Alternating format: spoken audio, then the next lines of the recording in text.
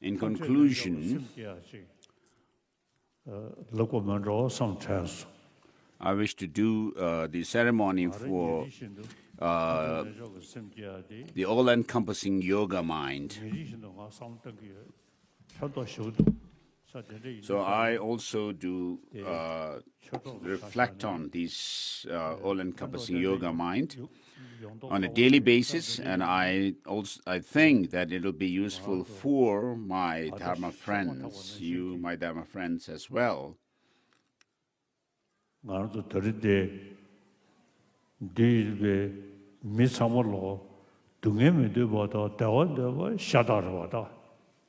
So all of us as human beings are same in not wishing to have suffering and misery, but to have happiness.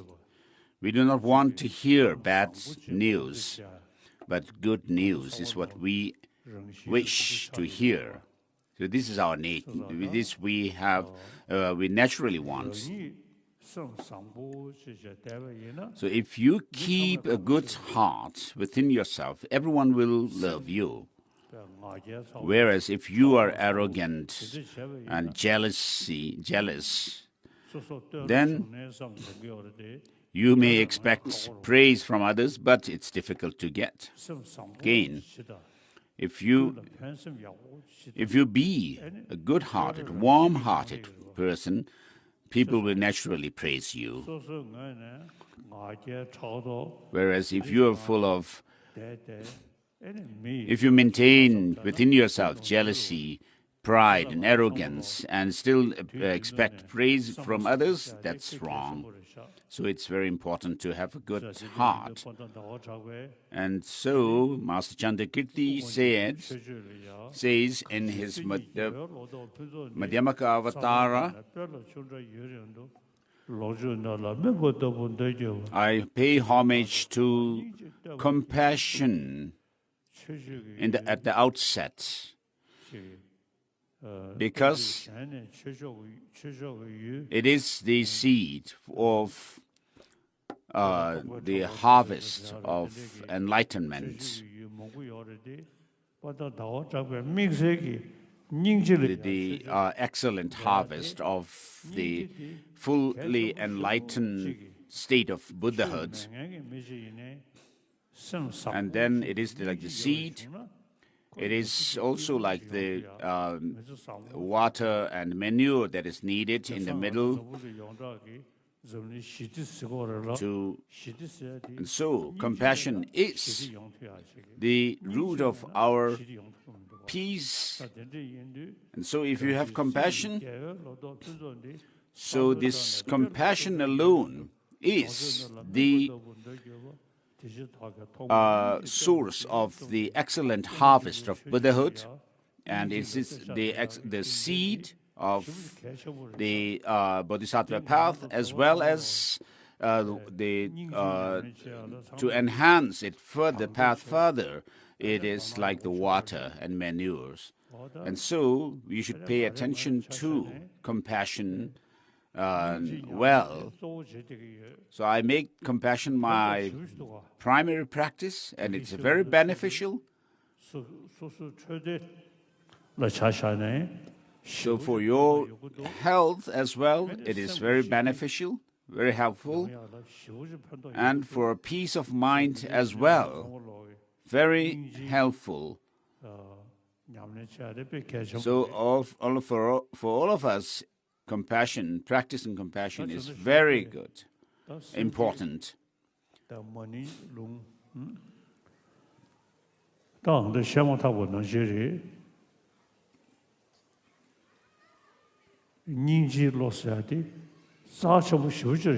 So as I said,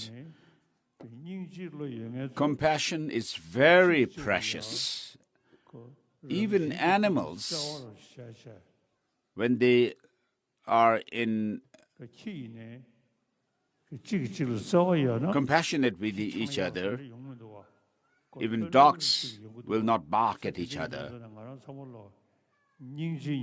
So there is peace within them. So we, as human beings also, all of us should pay attention to the practice of compassion as well. So I wish to do the ceremony for bodhicitta and also some transmission of mantras like the 6-syllable mantra I'll do.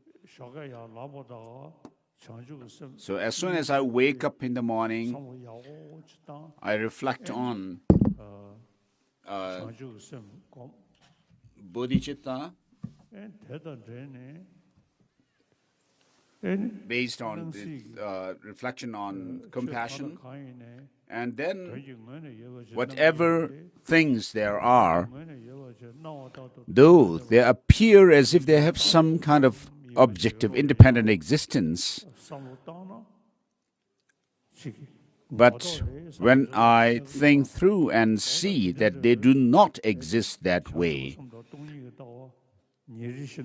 then I begin to see the way things appear is not the way things are. And so, please reflect on these two principles.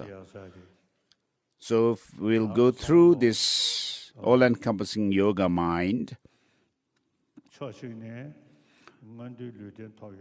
So think like this. We have gained a higher rebirth, and particularly human rebirth now. And as Tibetans and people born along the borders of Tibet, adjacent to Tibet, so we have the habit of bearing a good heart. So therefore we will do the conventional bodhicitta meditation, and on top of that,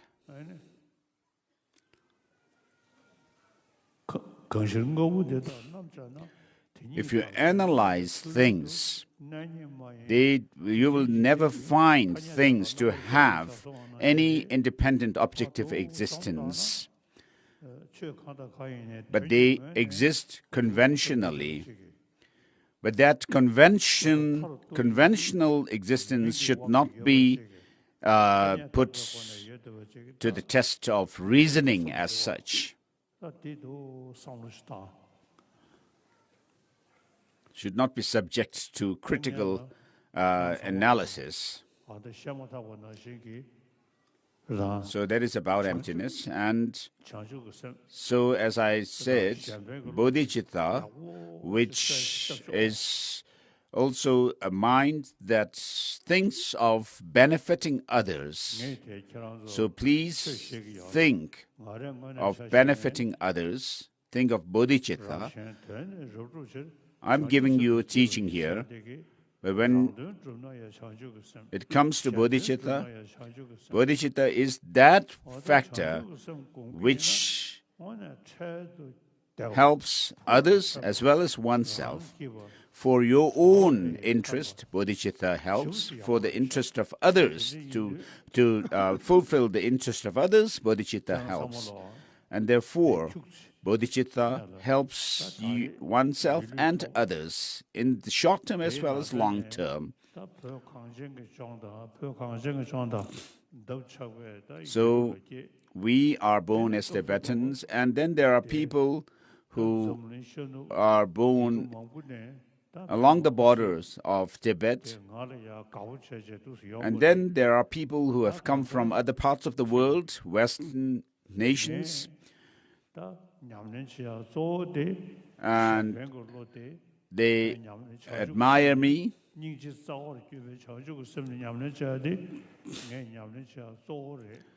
So it is my main practice. Of altruism is my main practice. Altruism rooted in compassion. And so think well about this good heart of benefiting others. So in this human life, with this body as a human being, at your heart, Imagine or visualize a white disk of light at your heart that is symbolizing or representing bodhicitta. But we think of, though we say, I am this, I am that, though I exist, but the way it appears to your mind is as if it has some kind of a solid, independent existence, but that's not the way I exist. So if you think through this notion of an independent, solid I, is not there, but the way I exist, you should think, is that it is designated. Using our language and concepts, you designate an I. And then this understanding of emptiness, though things appear as if they have some solid independent existence, though I exist as if it has some solid independent existence, I do not exist in that way. You should think along this line and on emptiness. And then imagine this insight into emptiness transforming into a white vajra standing on the white moon disk at your heart, the disk of light at your heart. So both of these principles of bodhicitta, the altruistic spirit of an awakening, and the understanding of emptiness, of course, you will not have the experience of them right away, right here and now, but if you keep up with your practice of these two principles, you will be able to develop the genuine experience of them in time. So bodhicitta is represented at your heart by the white disk of light, and the insight into emptiness is represented by the vajra, white vajra at your heart that is standing on the white disk of light. And so these two represent together the all-encompassing yoga mind. Repeat this: Om Sarva Yoga Siddha Upatayami, Om Sarva Yoga Siddha Upatayami, Om Sarva Yoga Siddha Upatayami. So this is saying that I will keep these two principles of bodhicitta, the altruistic spirit of awakening, enlightenment, and the insight into emptiness.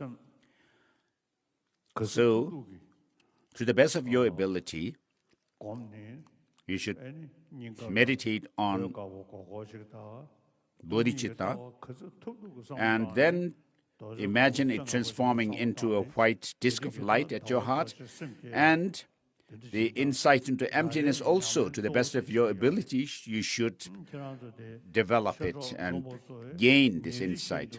And then imagine this transforming into this white vajra standing on the disk of light. And so if this is my main practice, these two principles of bodhicitta and the insight into emptiness are my main practice, and you should also make it your main practice on a daily basis. Of course, it will not happen. The bodhicitta and the insight into emptiness will not happen right away, just like that. But if you persevere and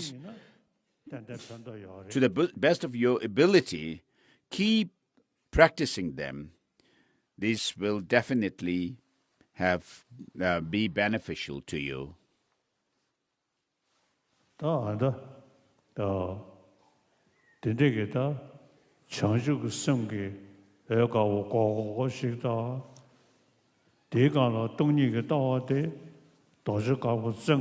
the bodhicitta, in the form of, when represented by the disk of light at your heart, and the view of emptiness, represented by the vajra, five-spoked white vajra standing on it.